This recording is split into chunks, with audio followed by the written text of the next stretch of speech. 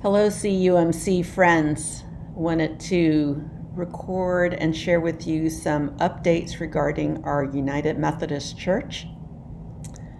A couple of things, some from our local annual conference and then some from our wider worldwide United Methodist Church. So just starting with our annual conference, Northern California and Nevada. Some of you have heard that our bishop, Bishop Minerva Carcaño, our resident bishop, that there were some complaints filed against her earlier this year. A judgment was made in the process, and there was also an appeal made. And so we are now waiting for that process to be completed. No other information is available or given out for this confidential process. We're not even really aware how long this may take. And until then, we continue to have Bishop Sally Dick as our interim bishop. She is retired from serving in Minnesota as well as Chicago, and she presided at our recent annual conference. She shared with us at annual conference that she doesn't even know what is transpiring and does not know how much longer she will be with us. And so we are all in this process together. Some of you also know that General Conference is held every 4 years. There is a group that is gathered, a commission that works to plan it. It's a large event, and it typically was it was to be held in 2020 and then 2024. We have, since the pandemic, tried to have it in 2021. There was an effort to explore having it this year, 2022. General Conference includes delegates, representatives from every annual conference, and that includes internationally, from Africa, Asia, and Europe, which Europe includes Russia and Ukraine.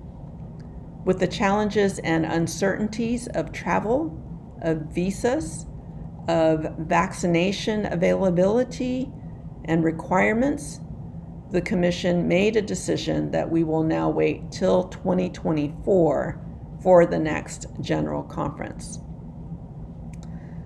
I'm sure, as you might expect, some feel that it could have still happened this year, while others not so much with all the ongoing changes. But that's what it is. General Conference will now be in 2024.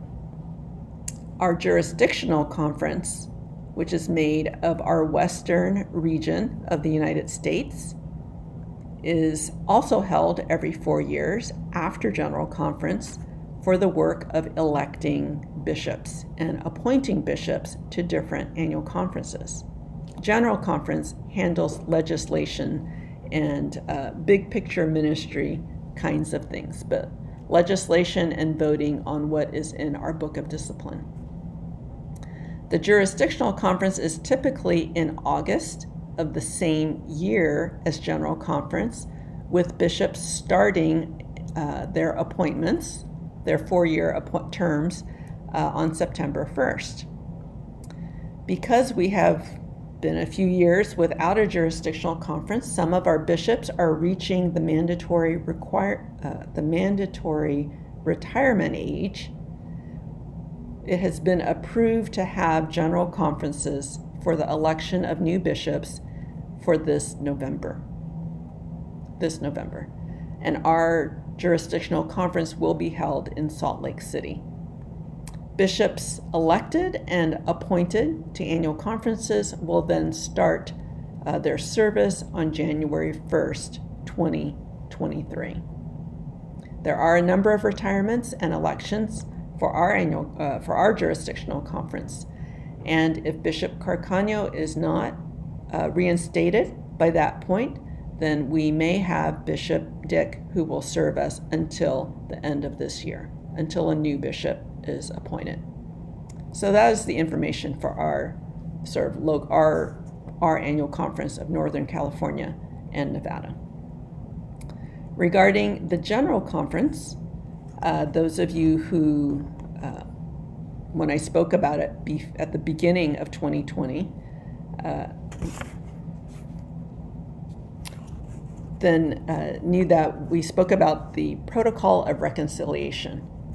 That agreement was brokered by people representing different viewpoints for an amicable separation in anticipation of our division over the issue of LGBT community and their the ordination and participation in the life of the United Methodist Church. It was done, this protocol was done in light of many other denominations separating with bitterness over the same issue to endeavor to make a peaceful way. We have argued, debated, tried to find ways to live together in the United Methodist Church over this issue for many, many years. And this protocol that was proposed seemed to be that it would be most likely accepted as a way forward at General Conference. It would need to be elected or voted on at General Conference to be approved and to be put into action. It required the forming of other Methodist denominations so that local churches, pastors, annual conferences could choose to join or not. Property and assets would go with local churches. Pensions would go with staff and pastors.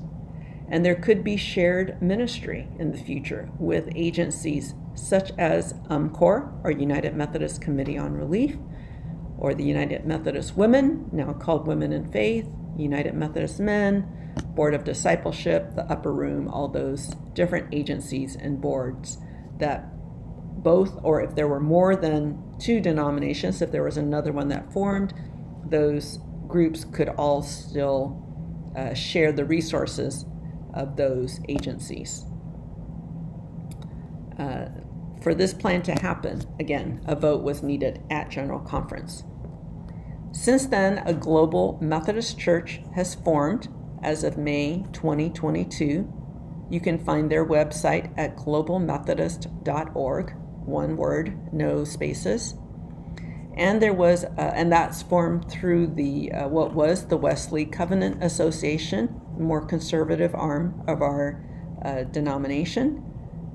For a period, it did seem like a progressive denomination was also forming, the Liberation Methodist Connection. I wrote about that in a newsletter, our church newsletter article, but I've since found out that they have not officially organized as a denomination. So as of this point, there is only the Global Methodist Church as a different group to leave for. Churches are always able to leave the denomination, and the technical term is to disaffiliate, following our current book of discipline. There are, and as well as pastors can choose to give up their ordination and leave the denomination if they so choose. There are basic requirements in terms of how that is handled, and then in the criteria there was left open an amount to be paid to the annual conference to be decided by the annual conference. We found out at our recent annual conference that among different conferences in our denomination, that ranges from 0 to 100% of the property value and assets. Our annual conference at this point is proposing a 20% payment to the annual conference. At this point, there are no local churches requesting to disaffiliate, but we expect that there will be some. By the time perhaps General Conference comes around, that some may be waiting till that time happens or are making decisions otherwise. And until, of course, churches and pastors make that move to leave the denomination, they are expected, of course, to abide by United Methodist Church policies and practices. Any clergy or bishops, even churches that make different choices. So, for instance, if a church chooses to go with the Global Methodist Church, but their pastor chooses to stay with the United Methodist Church, there will be a timeline of when new appointments will be made, and pastors will be assigned as we are currently appointed to local churches. So the decision, churches now can make those decisions to disaffiliate or wait till General Conference 2024 for the process that will be established then. There is some concern that the protocol will be changed by that point, will not be accepted. That is yet to be determined. There was also a Christmas covenant that has since been approved. So the Protocol of Reconciliation is a proposal for a way to have an amicable separation of properties, of resources, of denominational resources. Make a peaceable way for everyone to just say, we disagree, we bless you in ministry to continue on in God's service. The Christmas covenant is a separate document. It was proposed through a conversation between the African, some European, and Philippines Methodist churches. It is a plan for regional conferences, and their website is christmascovenant.com. You can find that online as well, and they have an FAQ sheet that is very helpful. What their document allows for is that regional the desire to commit to mission together, to allow for differences and common ground and witness. There's a high value of mutual interdependence, that there are different settings for mission, and to stay in mission together. Our regional churches, our churches that are beyond the United States, have the option to make amendments to our current Book of Discipline for cultural settings in their location. So the Book of Discipline, for example, in the Philippines is much smaller than our Book of Discipline here in the US. That there have been allowances for different locations to make regional changes that are appropriate to their settings. This proposal is to make the United States one of the regional conferences. Currently, the Book of Discipline as we have it applies to the United States, but everyone who attends General Conference gets to vote on it, whether it is binding for them or not. And whereas this would then change it so that each region would be able to make their changes for their setting. So the U.S. would become one of those as well. I hope that's sort of clear. Some people have asked, why are conservatives leaving the United Methodist Church if at the last General Conference they so-called won and kept the Book of Discipline to limit ordination so that gay and lesbians, LGBTQ community could not be ordained. If we are regional, the United States overall vote is more liberal. With the whole world, the vote is more conservative. And so some feel that it would just lead to the continued ongoing disagreement regarding the status of the LGBTQ community. Some of you asked if this would be too confusing, that there are too many Methodist denominations, and what would that mean? Would people get mixed up? And maybe at first, and oftentimes your ordinary person may not know the differences between the different denominations. But there are currently already other Methodist denominations. There are the Free Methodists. There is the AME and the CME churches that are also part of the Wesleyan family, as some would say. The Nazarenes really are part of the Methodist family, the Wesleyan family.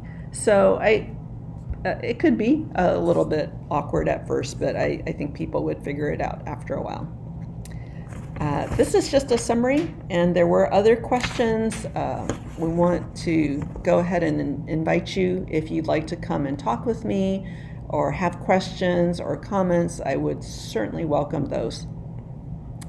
I am also looking at hosting a Bible study around the topic of homosexuality and scripture in July.